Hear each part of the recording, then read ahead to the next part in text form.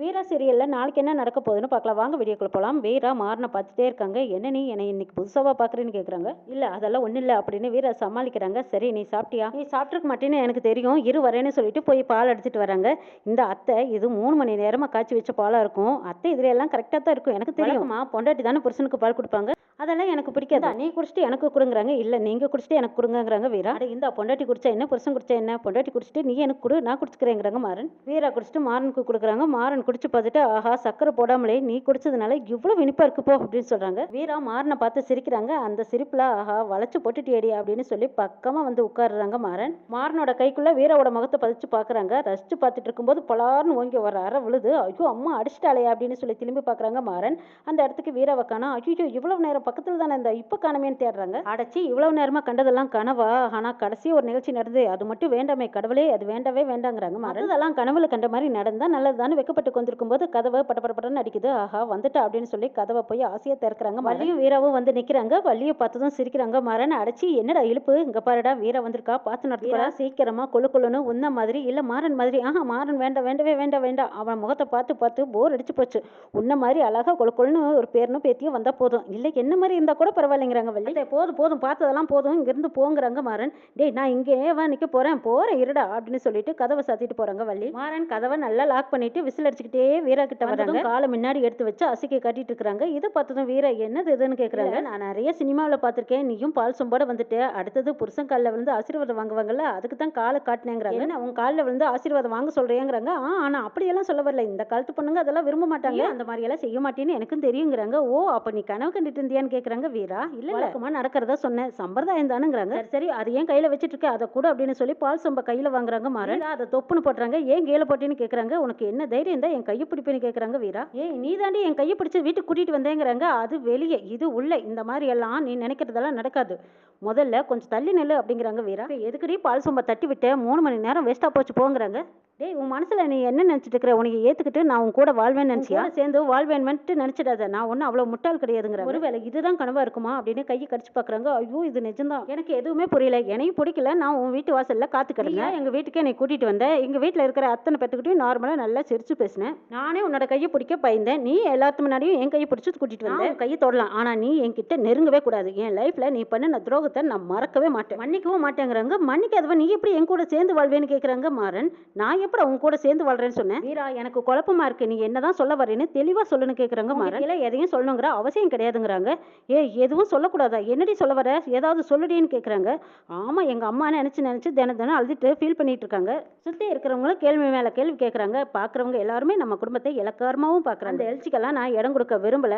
எங்க அம்மாவோட சந்தோஷத்துக்காகவும் எங்க அக்காவோட வாழ்க்கைக்காகவும் வள்ளி அம்மாவோட நிம்மதிக்காகவும் தான் நான் இந்த வீட்டுக்குள்ள வந்திருக்கேங்கிறாங்க. ஆனா நான் உன்னை மன்னிக்கவும் மாட்டேன், உன் கூட வாழவும் மாட்டேங்கிறாங்க. அங்க நடந்ததுக்கும் இவ சொல்றதுக்கும் சம்பந்தமே இல்லையேன்னு மாறனுக்கு சந்தேகம் வருது. வீரா அப்படியெல்லாம் சொல்லாதடி, லவ்வே பண்ணியிருந்தாலும் நான் உண்மையே லவ் பண்ணியிருந்தேன். டேய் அந்த வார்த்தையை சொல்றதுக்கே உனக்கு அருகதை கிடையாது, உண்மையை லவ் பண்றானா லவ். டேய் உண்மையை லவ் பண்றவே எவனும் இந்த மாதிரி ஒரு பொண்ணு விருப்பமே இல்லாம கட்டாய தாலி கட்ட மாட்டேன் தெரியுமா. விருப்பமே இல்லைன்னு சொன்னதுக்கு அப்புறமா அந்த பொண்ணு எங்க வாழ்ந்தாலும் சரி சந்தோஷமா நல்லா இருக்கட்டும்னு சொல்லிட்டு போறவன் தான் உண்மையான காதல். அந்த பொண்ணு மேல ஆசிட் ஊத்துறவனுக்கும் உனக்கு எந்த வித்தியாசம் இல்லைங்கிறாங்க வீரா. ஆசிட் ஊத்துறவன் ஒரு தடவை தான் வழியை உருவாக்குவான், ஆனா நீ தினம் மனசை நோகடிச்சுக்கிட்டு போயிட்டே இருக்க வீரா. நீ திரும்ப என்னை தப்பா புரிஞ்சிட்டு இருக்க, இப்படியெல்லாம் பேச. அந்த அன்னைக்கு மட்டும் உன்னோட வாழ்க்கையை நான் விட்டுருந்தேனாங்கிறாங்க. என்ன அந்த பொறுக்கி பையன் என் கழுத்துல தாலியை கட்டியிருப்பான், இதை தானே நீ திரும்ப சொல்ல போற. அப்படியே அவன் என் கழுத்துல தாலியை கட்டி என் வாழ்க்கை கெட்டு போயிருந்தா கூட நான் இந்த அளவுக்கு ஃபீல் பண்ணியிருக்க மாட்டேன். பாக்கெட்லயே தாலியை வச்சு சுத்திட்டு இருந்தேன் பாத்தியா, ஆனா இதை தாண்டா என்னால தாங்கிக்கவே முடியல. சரி என்ன புரிஞ்சுக்கோ. அப்பவும் அந்த பொண்ணு வந்து உன்கிட்ட சொன்னல, நீ தான் நம்பல. சரி அப்பாவையும் கூட்டிட்டு வந்து பாக்கலான்னு பார்த்தா அந்த பொண்ணை காணா, முகூர்த்தத்துக்கு நேரம். அதுக்கப்புறம் என்ன பண்றதுன்னு தெரியல, எனக்கு எந்த வழியும் தெரியல, அதனால தான் நான் இப்படி பண்ணேன்னு சொல்றாங்க மாறன். ஏய் தயவு செய்து இந்த மாதிரி கதையெல்லாம் சொல்லாதேங்கிட்ட. நீ தாலியை என் கழுத்துல கட்டுனதோ எங்க அண்ணன் ஆக்சிடென்ட் ஆகி கிடந்தது பாரு, அப்போ ஏன் வீரா இப்படி செஞ்சேன்னு கேட்குற மாதிரியே இருந்தது தெரியுமா. ஏன்டா இப்படி பண்ணுன, 4 பேர் பார்க்குற மாதிரி நீ நல்லா இருக்கணும்னு நான் நினைச்சேன், இது ஒரு தப்பா. அம்மா மாதிரி இருக்கேன்னு சொல்லி எனக்கு இப்படி துரோகம் பண்ணிட்டியடா. நீ கஷ்டப்படுறியேன்னு நினைச்சு உனக்கு ஹெல்ப் பண்ண, அதுதானே தப்பு. இதையெல்லாம் மனசுல வச்சு அட்வான்டேஜ் எடுத்துக்கிட்டு இந்த மாதிரி பண்ணிட்டேன்.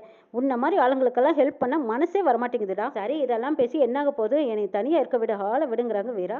நான் உன் வீட்லயே இருந்திருப்பேன், ஆனா இப்படி எல்லாரும் முன்னாடியும் கூட்டிட்டு வந்து என்னை கை கோர்த்து சேர்த்து வாழ வைக்கிற மாதிரி வாழ வச்சு இப்ப நீ என்ன தனியா கூப்பிட்டு அசிங்கப்படுத்திட்டு இருக்க. ஆமா, நீ ரொம்ப யோகியம் பாரு. எப்ப என்ன பண்ணணும்னு எனக்கு நல்லா தெரியும்டா. நீ நடிக்காத. எவன் மனசுல என்ன இருக்குங்கிறது எனக்கு நல்லா தெரியும். நடிக்கிறதுக்கு தாண்டா வந்திருக்கேன். இந்த ரூமுக்குள்ள இப்படிதான் இருக்கணும். நான் சொல்றதை நீ நல்லா கேட்டு. வெளியில நான் எப்படி வேணாலும் இருப்பேன். மத்தவங்க சந்தோஷத்துக்காக நான் உன் கூட சேர்ந்து வாழ்ற மாதிரி நடிப்பேன்டா. அதையும் நீ ஏத்துக்கிட்டு தான் வேணும். ஆனா அதையெல்லாம் நீ தப்பா புரிஞ்சுக்கிட்டு என்கிட்ட தப்பா நடந்துக்க ஏதாவது முயற்சி பண்ணுனேன், உன்னைய கொல்றதுக்கு கூட நான் தயங்க மாட்டேன்னு வீர சொல்றாங்க. மாறன் அந்த பக்கம் இந்த பக்கம் திரும்பி திரும்பி பாக்குறாங்க. ஆஹா, எவ்வளவு அழகா ஜோடிச்சிருக்காங்க. ஒரு நாள் வேலையை விட்டுட்டு இவ்வளவு நேரத்தை வீண் பண்ணிருக்கலாம். கிளைமேக்ஸ் மாறும்னு நினைச்சு கூட பார்க்கல. தேவையில்லாம ஓவரா கனவு கண்டுட்டு இருந்தோம். கனவு கண்ட மாதிரியே ஏதோ எல்லாம் மாறிடுச்சுன்னு நினைச்சேன். எல்லாம் தப்பா போச்சே. என்னடா சுத்தி சுத்தி பாக்குறேன்னு கேக்குறாங்க வீரா.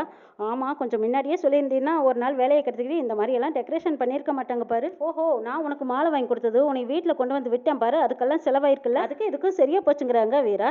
எது 2 மாலை வாங்கி கொடுத்து பக்கத்து தெருவுல இருந்து இங்க ஆட்டோவில் கொண்டு வந்து விட்டதுக்கு இதுக்கும் அதுக்கு சரியா போச்சான்னு கேட்குறாங்க மாறன். ஆமாங்கிறாங்க வீரா. சரி, அடுத்தது என்ன? நீ கட்டில படுத்துக்கோ, நான் பாயில படுத்துக்கணும், அவ்வளவுதானே. சரி, நான் போய் படுத்துக்கிறேன்ட்டு போறாங்க. சரி, தலகாணி வச்சு படுத்துக்கோ. இந்த தலகாணியும் அந்த தலகாணியும் ஏதோ ஒரு தலகாணி எடுத்து வச்சு கொந்துக்கிறாங்க. வீரா டக்குன்னு போய் படுத்துக்கிறாங்க. மாறன் உட்காந்தபடி பாட்டு பாடிக்கிட்டே சோகமா கொண்டிருக்காங்க. வீரா ஹஹான்னு கணக்கிறாங்க. என்ன பாட்டா அப்படிங்கிறாங்க. ஆமா, ஏன் பாடுற கூட எனக்கு உரிமை இல்லையான்னு கேட்குறாங்க மாறன். இந்த பாட்டு ஆட்டம் இதெல்லாம் மொட்டை மாடியில் வச்சுக்கோ, சரியா? எனக்கு தூக்கம் வருது, பாட்டு பாடுறேன்னு சொல்லி என் தூக்கத்தை கெடுக்காதுன்ட்டு படுத்துறாங்க. இருக்கமுன்னு ஆட்டோலயே படுத்திருக்கலாம். இவ கடியை தாங்கிறதுக்கு கம்மனு கொசு கடியை பரவாயில்லைங்கிறாங்க. என்ன முனகுங்கிறாங்க. அதெல்லாம் ஒன்றும் இல்லம்மா, நீ நல்லா தூங்குங்கிறாங்க. ராகவன் ரூமுக்கு வராங்க. கண்மணி அப்படியே பேய் மாதிரி உட்காந்துருக்காங்க. கண்மணி, என்ன சொனுக்கு, ஏன் இப்படி உட்காந்துருக்கேன்னு கேட்குறாங்க. ஏன் இப்படி இருக்கேன்னு உங்களுக்கு தெரியாதான்னு கேட்குறாங்க கண்மணி.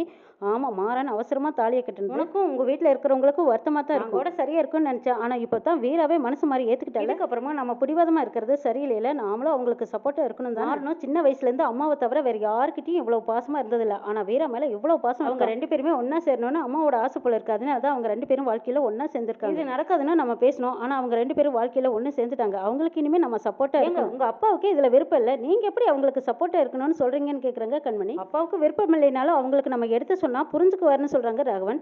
அதெல்லாம் என்னால முடியாதுங்க. என்னால இந்த கல்யாணத்தை எப்பவுமே ஏத்துக்க முடியாது. நான் உண்மையை சொல்றேன். வீரா உங்க தம்பியை இன்னும் முழுசா ஏத்துக்கல. என்னால இதை நம்பவும் முடியல. ஆனா அதுல வேற ஏதோ இருக்குங்கிறாங்க கண்மணி. வேற என்ன இருக்க போகுதுங்கிறாங்க ராகவன். அவங்க தான் சந்தோஷமா வாழ்க்கையை தொடங்கலான்னு முடிவோடு இருக்காங்கல்ல. அப்படி இருக்க உனக்கு என்ன வருத்தங்கிறாங்க. இல்லைங்க, இது என்னால ஏத்துக்கவே முடியாது. அவனை விட்டு விலகி கண்மணி வந்து மனசால நினைக்கிறாங்க. எல்லாத்துக்கும் காரணம் அந்த மாறன் தானே. அவனை நான் நிம்மதியா இருக்க விட மாட்டேன்னு சொல்லிட்டு ரூம்ப விட்டு வெளியே போறாங்க. கண்மணின்னு பின்னாடியே போறாங்க ராகவன். பொழுது விடிஞ்சதுமே பால்னு சத்தம் போடுறாங்க. வள்ளியம்மா அதோ வர ஏன் சத்தம் போடுறீங்கன்னு வராங்க. வழக்கம் போல பால் சேர்த்து ஊத்து, 3 லிட்டரா ஊத்துங்கிறாங்க. என்னம்மா, வீட்டுக்கு விருந்தாளி யாராவது வந்திருக்காங்களாங்கிறாங்க. ஏன் உங்ககிட்ட சொன்னா தான் பால் ஊத்துவியான்னு கேட்குறாங்க வள்ளி.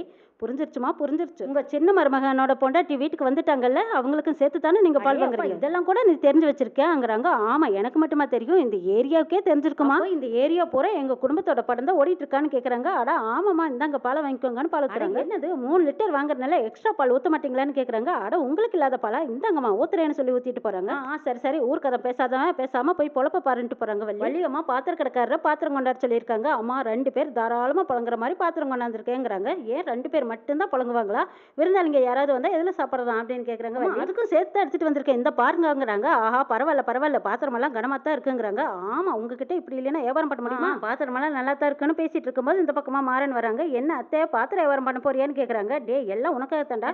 இந்த வீட்டுல 100 பேர் வந்தாலும் சமைக்கிற அளவுக்கு பாத்திரம் கிடக்குது. அப்புறம் எங்களுக்கு எதுக்கு தட்டுமுட்டு சாமானம் எல்லாம் கேட்குறாங்க மாறன். ஓஹோ, ஐயா, என்ன நடந்தெல்லாம் மறந்துட்டீங்களா? உங்க அப்பா தான் இவன் கூட யாரும் புழங்க கூடாது, அண்ணன் தண்ணி புழங்குனா எல்லாத்தையும் ஒதுக்கி வச்சிருவேன்னு சொன்னாரே, மறந்துட்டியா? அப்புறம் எப்படிடா உங்க 2 பேத்துக்கு சமைச்சு போட உங்க அப்பா ஒத்துக்குவாரு? உங்க 2 பேத்துக்காக தான் நான் பாத்திரம் வாங்குறேங்கிறாங்க வள்ளி. நீயும் வீராவும் இதை வச்சு சமைச்சு சாப்பிட்டுக்கோங்கிறாங்க.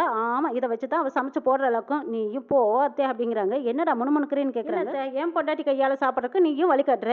ஆனா என்ன, ஏன் பொண்டாட்டி சமைச்சு நீங்க சாப்பிட்றதுக்கு தான் உங்களுக்கு கொடுத்து வைக்கலைங்கிறாங்க மாறன். ஏன் மகா கையால சாப்பிட்றதுக்கு எனக்கு என்னடா, நான் எப்போ வேணாலும் வந்து கொஞ்சம் கொஞ்சமா வாங்கி சாப்பிட்டுக்குவேங்கிறாங்க வள்ளி. ஆமா, எனக்கு எப்போ சோத்துல விச வைக்க போறான்னு தெரியல, இதுல நீ வேறையா அப்படின்னு மாறன் பார்த்துட்டு இருக்காங்க. வள்ளி ரொம்ப சந்தோஷமா என் மக கையால நான் சாப்பிட போறேன்னு ஆசையா கனவு வந்துட்டு இருக்கிறாங்க. என்ன நடக்குதுன்னு நாளை சொல்ல பார்க்கலாம்.